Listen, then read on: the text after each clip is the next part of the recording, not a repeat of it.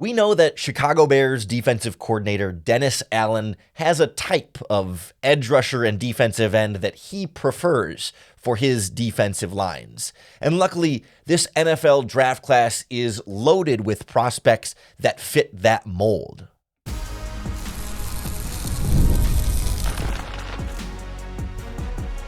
You are Locked On Bears, your daily Chicago Bears podcast.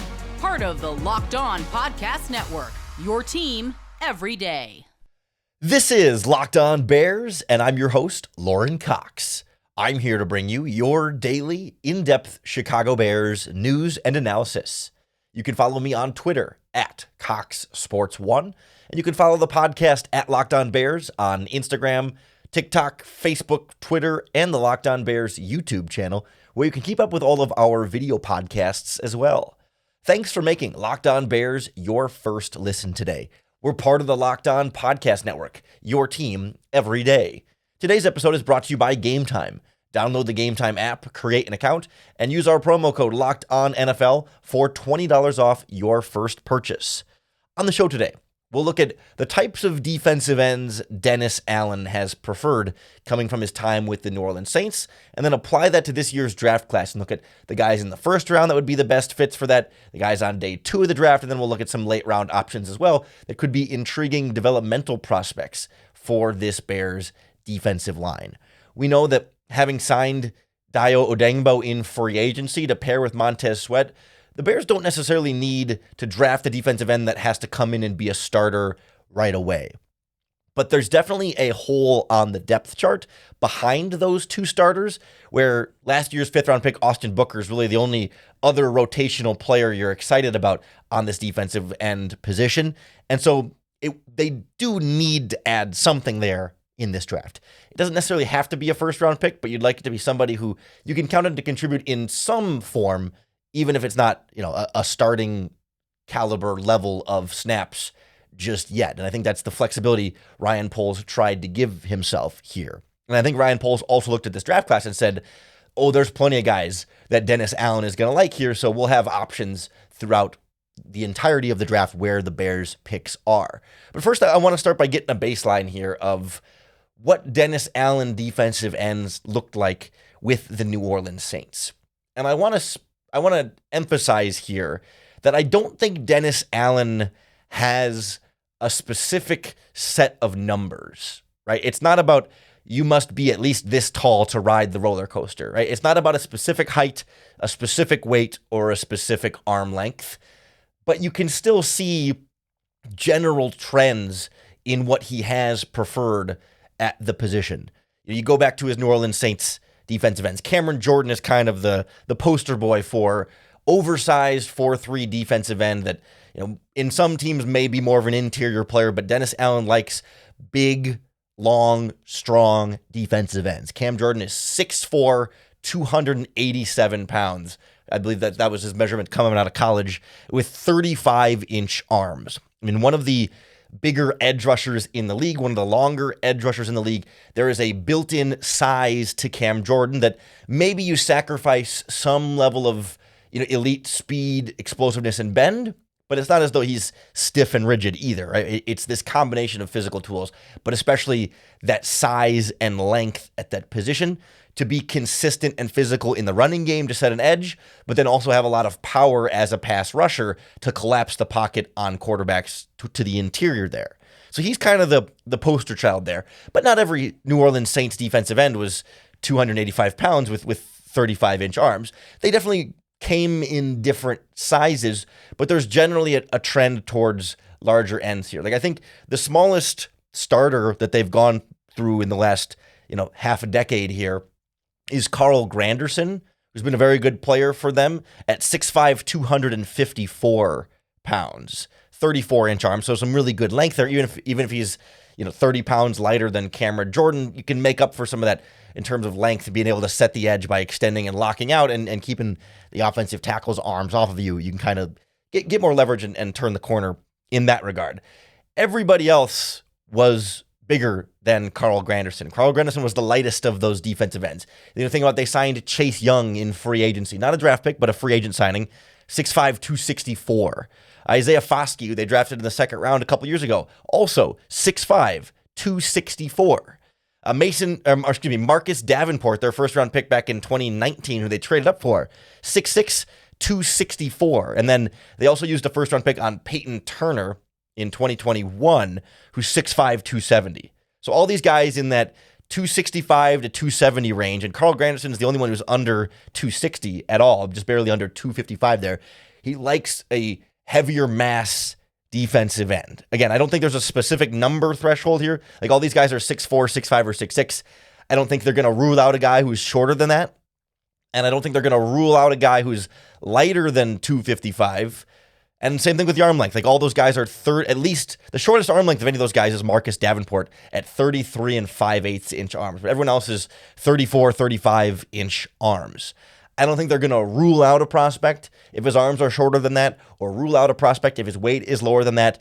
But I think if you combine some of those things, if a prospect is smaller and shorter arms, or, not a very big frame and light, that's when you don't want to ever rule out a prospect, but that's when you can start to, narrow down prospects a little bit and say, hey, yeah, less likely they're going to take a prospect who's lighter. Dennis Allen is not the kind of guy who's going to draft a Leonard Floyd type prospect historically. Maybe he'll make exceptions for players that he truly sees as special, but in his time in New Orleans, he certainly had a type of guys he preferred, and it's heavier on the weight, longer on the arms, taller in the height. That's the general preference point. So when you apply that to the prospects projected to go in the first round of this year's draft, you've got somebody at the top, like we talked about Jalen Walker from Georgia, who's kind of a hybrid linebacker, defensive lineman. He's only 6'1".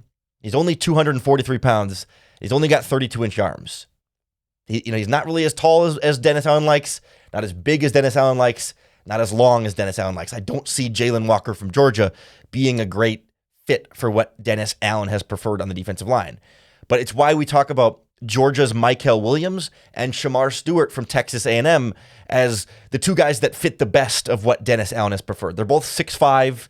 Mykel Williams is 260. Shamar Stewart's 267. So they got the mass that Dennis Allen likes, and they both have arm lengths above 34 inches. Like these are big, long, physical defensive ends that fit what Dennis Allen likes, compared to Mike Green from Marshall and James Pierce from Tennessee, who I like quite a bit, but they are both a little smaller than what Dennis Allen likes. Same with Donovan Azarique from Boston College, right? Like just not quite the size that Allen likes, but you're sacrificing, in this case, production in exchange for size. Mike Green, James Pierce had a ton of sacks. Mykel Williams, Shamar Stewart, not nearly as many. Mike Green, not that Mykel Williams and Shamar Stewart are exactly the same, but if you want to oversimplify it, right, they're both a little bit more of raw pass rushers with impressive physical tools, but guys who need to work on their mechanics, guys who need to work on their pass rush moves, their plan, their pad level, but the talent and the tools are there that you feel like, can you make them a better pass rusher in the pros than they were in college? Because they were pretty solid in the running game, at least in college, while still developing as pass rushers. They both have different types of flaws within that that are a little bit more nuanced, but that's sort of the bigger picture question there. Whereas Mike Green and James Pierce have great production, more refined pass rushers, but smaller, and both carry varying amounts of off-field question marks or concerns based on what's come out about them throughout this draft process. So to me, if the Bears are going defensive end in the first round, I would be surprised if it wasn't Mykel Williams or Shamar Stewart, even though personally I might prefer Mike Green or James Pierce as prospects. But Dennis Allen has a type, and those guys tend to fit his type. It doesn't have to be a first-round pick, though. It doesn't have to be the 10th overall pick to add a defensive end here. Certainly day 2 of the draft, where the Bears have 39, 41, and 72, is also going to be pretty rich with not just defensive end prospects, but guys with the kind of size Dennis Allen likes. So we'll take a look at some of the other options besides the big first-round names you see in a lot of mock drafts next on Locked On Bears. This episode of Locked On Bears is brought to you by Gametime, the best way to get tickets for all of your favorite live events. There's nothing like the atmosphere of, say, an NBA playoff game where every bucket and every defensive stop, every moment just feels huge, and you can feel that electricity in the arena. And with Gametime, you can take it in person. You can be part of it without the stress of last-minute ticket hunting. I have the Gametime app on my phone, and I love it. It's a great way. I've used it to get tickets to Bears games, to see comedians, concerts, theater shows, and of course, basketball playoffs will be in the very near future for me as well with Gametime. They make it fast and easy to get the tickets you're looking for, even when demand is sky high.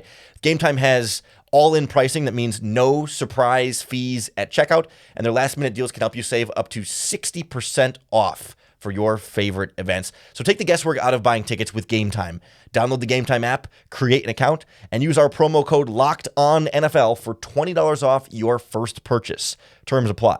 Again, create an account and redeem that code LOCKEDONNFL for $20 off. Download Gametime today. Last-minute tickets, lowest price, guaranteed.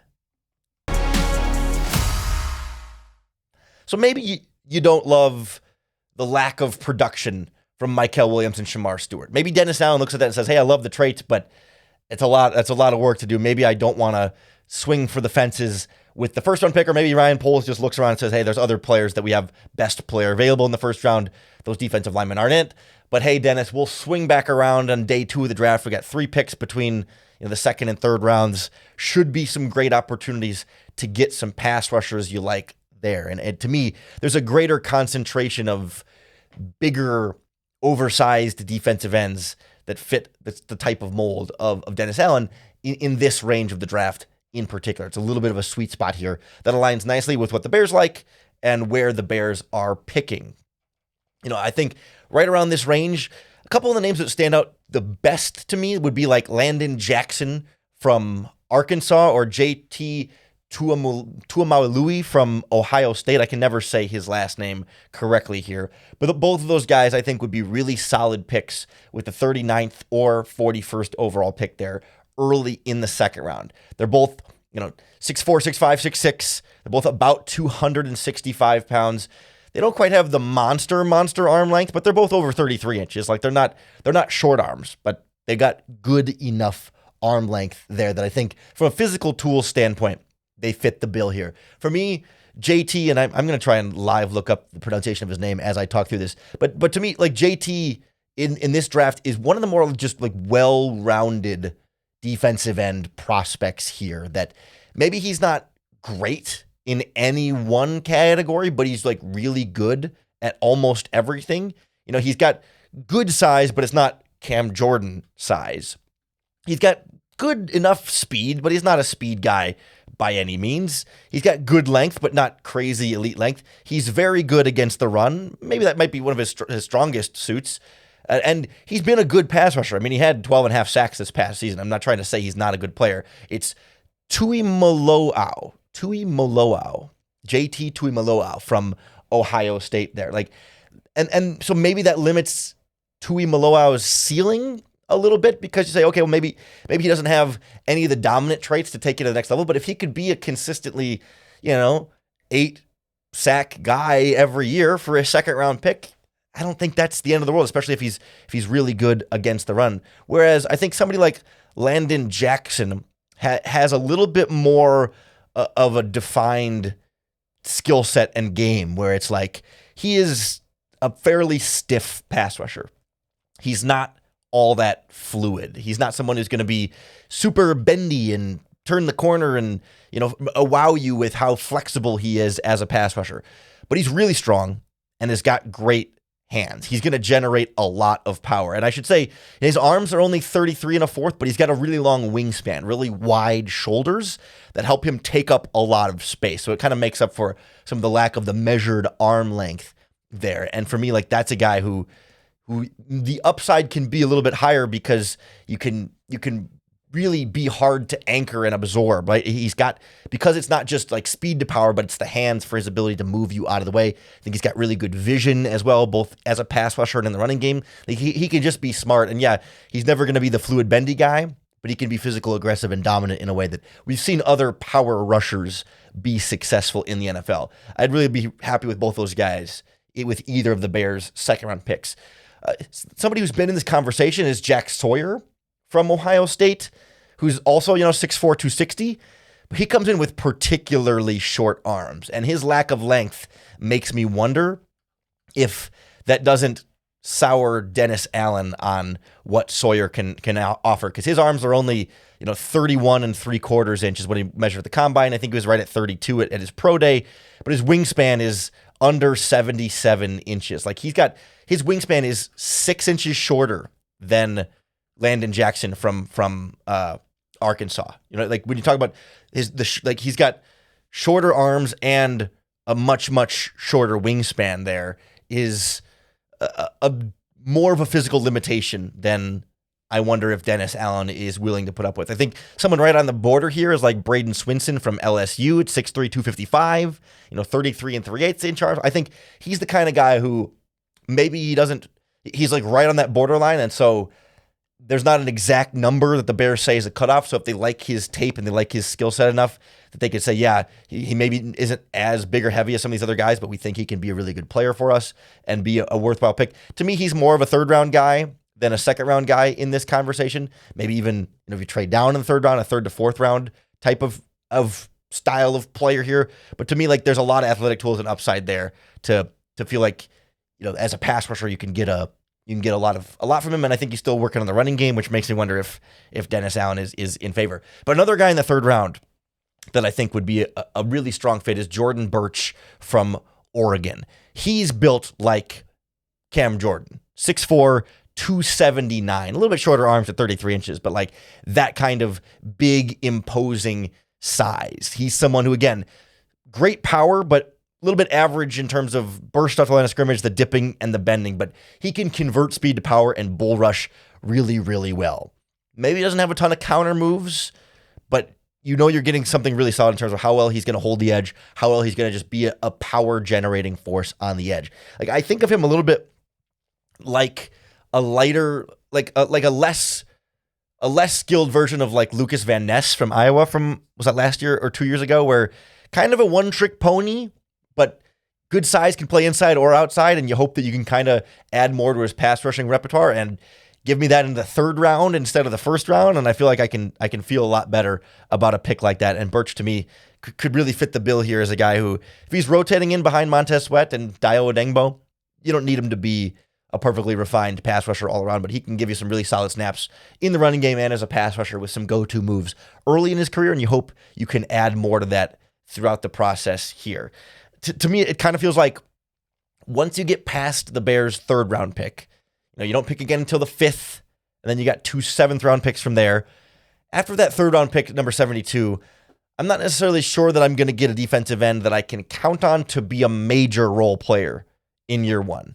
I think about Austin Booker last year in the 5th round, someone who rotated in sometimes and had some flashes, but I wouldn't call Austin Booker a major rotator, a major playmaker or major part of the rotation as a rookie. He's a minor part of the rotation. I think that's what some of the late round guys can get you, where ideally you'd like to draft one earlier, but if they're contributing in the rotation with Booker and maybe you sign one more veteran, it can work. And maybe you can find a guy that's worth developing and growing into that rotational player in the near future. So we'll take a look at some guys anywhere from the 5th round on later next on Locked On Bears.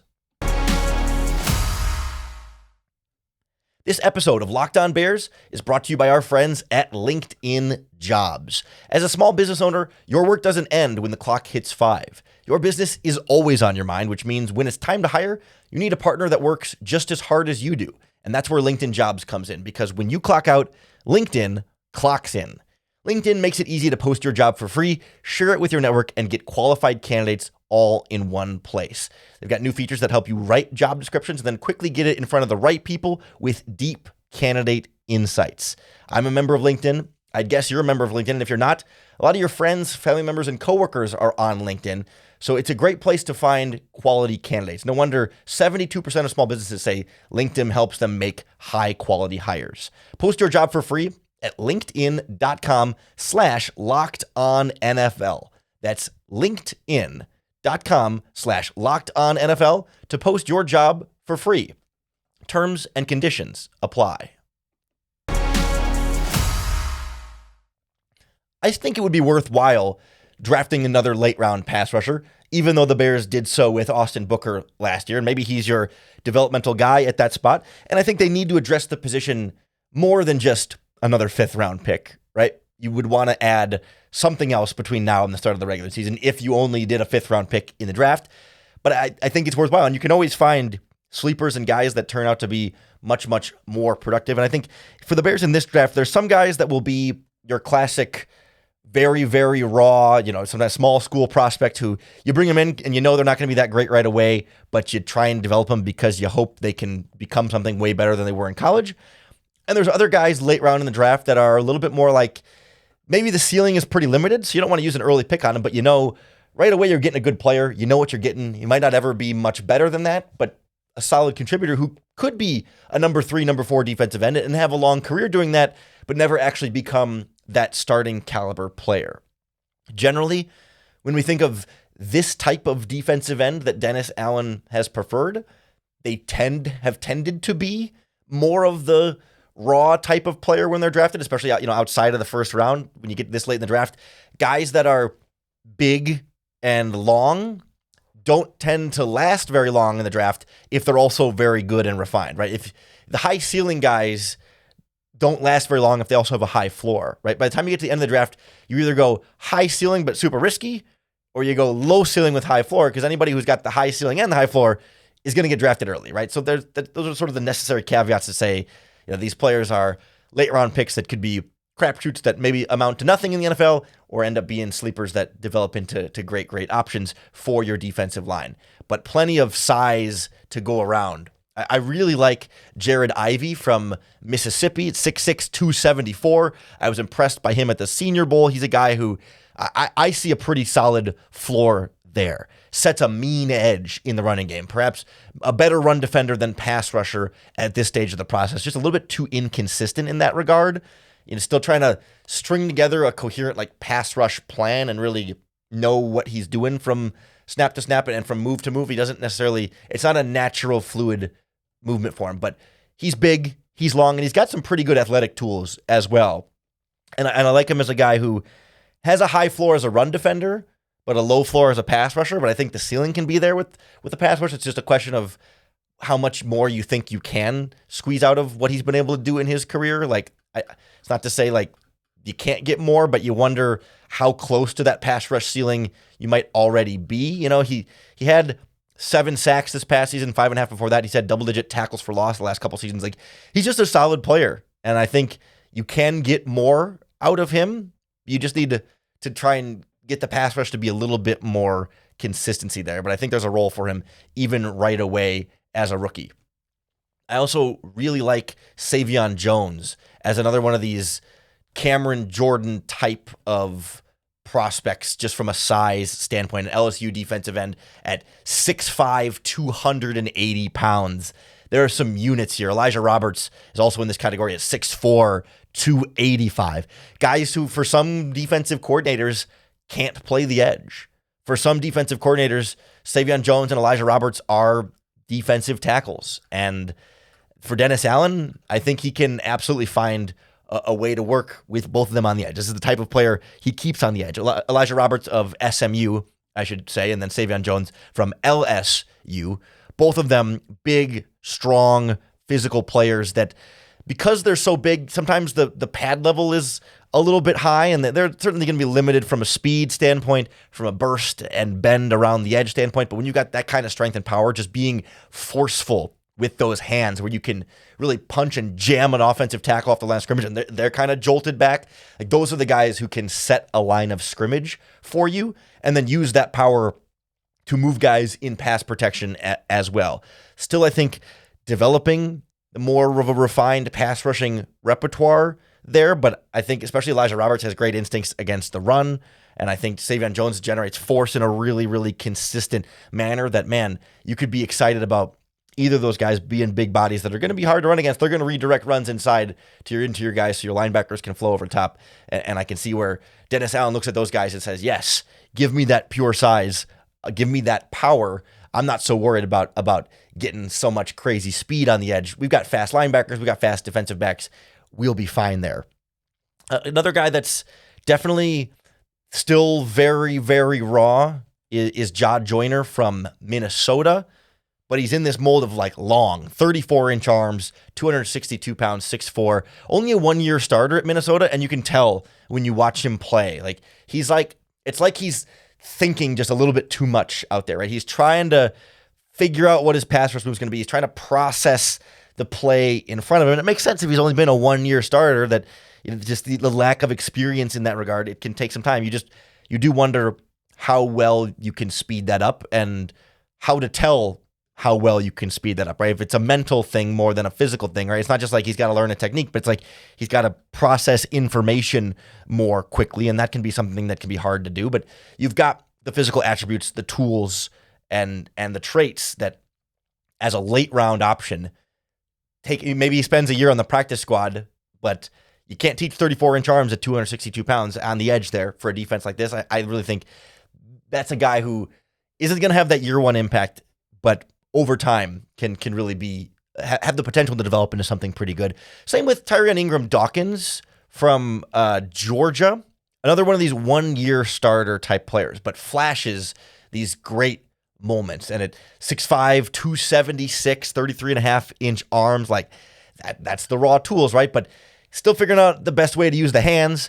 The pad level's still really high, misses too many tackles and kind of has low production. But to me, like Ingram-Dawkins is the late round version of Shamar Stewart, who we talked about earlier, where it's like, man, you see it there. And if he could just finish some of those tackles, you can teach him where to put his hands, right? You can teach him to keep his pads low. You can teach him how to finish those missed tackles, and then the production will be there because the pressures were there. The pass rush win rate is there. You see the flashes, you see the traits, and it's like, well, he's really only been a 1-year starter and a rotational kind of player, but man, get my hands on him as a day 3 draft pick, maybe even as late as the 7th round. I don't know. I think I'd take him as early as the 5th, potentially there, if you really believe in those traits and your ability to coach him up. I think he's a sneaky alternative to Shamar Stewart if you don't get him in the first round of this draft, because he's not nearly the exact same level of freak athlete that Shamar Stewart is, but he's big and he's fast and he's long and he's raw and he's fixable. And it's much easier to justify taking a fixable player at the end of the draft than it is at the beginning of the draft. And so I suspect that the first round for the Bears, there'll be some non-edge rusher prospect that they like better, at 10, whether that's Ashton Genty or Tyler Warren or, one of the offensive linemen, Will Campbell, Armand Membu, Kelvin Banks, whoever, like probably one of those players will be there and be the best player available ahead of the likes of Mykal Williams and Shamar Stewart that we talked about earlier. I do think the Bears will hit the defensive line with at least one of those picks. They've drafted a defensive lineman, at least one defensive lineman in every draft since Ryan Poles has been general manager. And in at least multiple drafts, they've doubled down on the defensive line. So I suspect somewhere, whether it's an edge rusher or defensive tackle, they're going to draft a defensive lineman. I would bet it's one of the players we talked about today, but there are some other names in this draft class that also fit this mold. This isn't a fully exhaustive list of the bigger defensive ends. These are just the ones that stand out to me as guys to like in this draft class. I'd love to know, are there any other defensive ends you'd love to see the Bears draft? Let us know in the YouTube comments, or you can tweet us at Locked On Bears or post in the Locked On Bears Facebook group. However you do it, just make sure you hit the subscribe button on YouTube or wherever you listen to podcasts, because that's going to be the best way to keep up with all of our daily, in-depth Chicago Bears news and analysis. Thanks for making Locked On Bears your first listen today. We're part of the Locked On Podcast Network, your team every day. If you're looking for a second listen, you can always find more draft talk with the Locked On NFL Draft Podcast. Damian Parson and Keith Sanchez bring you the latest draft analysis, rankings, news, rumors, and mock drafts every single day on Locked On NFL Draft. So go find that on YouTube or wherever you're catching Locked On Bears right now. Just coming back tomorrow for another episode of Locked On Bears and another opportunity for you to bear down.